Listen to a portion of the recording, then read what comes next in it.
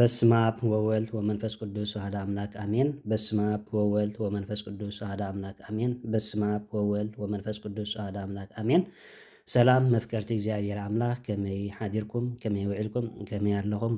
እሺ ከም በዓል እግዚአብሔር አምላክ ሓንቲ መዝሙር ምስጋና ክዝምረ ፈሊጠ ዘይኮንኩስ እንታይ ደኣ በረኸት ክሳተፍ ብምባል ከምቲ እግዚአብሔር አምላክ ዝብሎ ህያው ዘበለ ፍጡር ወይ ድማኒ ልሳን ዘለዎ ንእግዚአብሔር አምላክ ምስጋና ይዘምር ከም ዝበሎ ኣነ ድማኒ በታ ድኽምቲ ልሳነይ ወይ ድማኒ ዓቕመይ ብምሕረት እግዚአብሔር አምላክ ሓንቲ መዝሙር ክዝምረ ኣብ ቤትካ ምንባር ይሕሸና እትብል መዝሙር ብስም ስላሴ ድማኒ ዓዊልና ሓቢርና ንዘምር። ኣብ ቤትካ ምንባር ይሕሸና ቅዱስ መቕደስካ እናሓለና ሳልኻ ጐይታይ ክንጽበ ኢና ብዘይካ ኻሞ መን ኣሎና። ኣብ ቤትካ ምንባር ይሕሸና ቅዱስ መቕደስካ እናሓለና ሳልኻ ጐይታይ ክንጽበ ኢና ብዘይካ ኻሞ መን ኣሎና።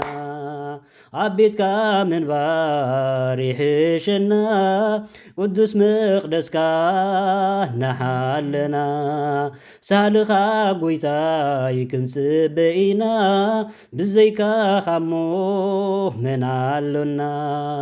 ኣብ ቤትካ ምንባር ይሕሸና ቅዱስ መቕደስካ እናሓለና ሳልኻ ጐይታይ ክንጽበ ኢና ብዘይካ ኻሞ መን ኣሎና።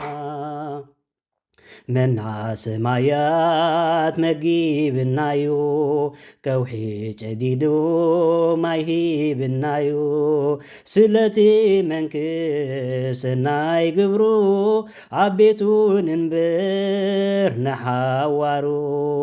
ኣብ ቤትካ ምንባር ይሕሸና ቅዱስ መቕደስካ እናሓለና ሳልኻ ጐይታይ ክንጽበ ኢና ብዘይካ ኻሞ መን ኣሎና። ንዑ ብኣምላኽ ደስ ይበለና ዘይጸባጽብ በደል ሓጢኣትና ንኹራ ንጓሂ ርህርህ ፍጹም ስሙ ይመስገን ኣብ ላዕሊ ኣርያም። ኣብ ቤትካ ምንባር ይሕሸና ቅዱስ መቕደስካ እናሓለና ሳልኻ ጐይታይ ክንጽበ ኢና ብዘይካ ኻሞ መን ኣሎና።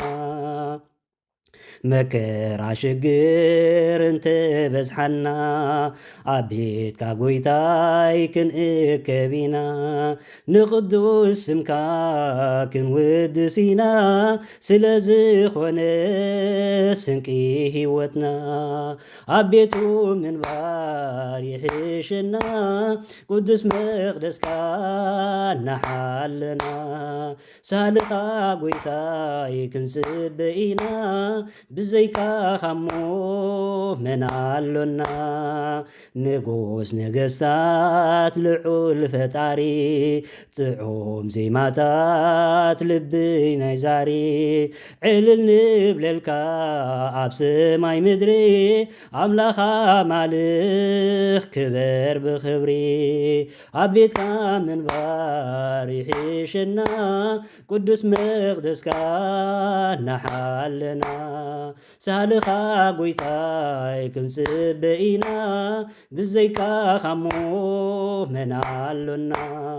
ኣብ ቤትካ ምንባር ይሕሸና ቅዱስ መቕደስካ እናሓለና ሳልኻ ጐይታይ ክንጽበ ኢና ብዘይካ ኻሞ መን ኣሎና። ኣሜን ኣሜን። ስለ ቅዱስ መዝሙሩ ዝኸበረን ዝተመስገነን ይኹን። ዝነጠበን ዝወደቐን ብኣፍቲ ጓሃን መላእኽቲ ገይሩ ይተኣርመለይ። ንዓይኒ ድኹም ሓዊኹም ድማኒ ጸኒኢልኩም ስለ ዝሰማዕኹምኒ እግዚኣብሔር ኣምላኽና ወትሩ ኣብታ እትገብርዋ ንሕልና ጸሎትኩምን ምህለላኹምን ጸኒኢሉ ይስማዓኹም።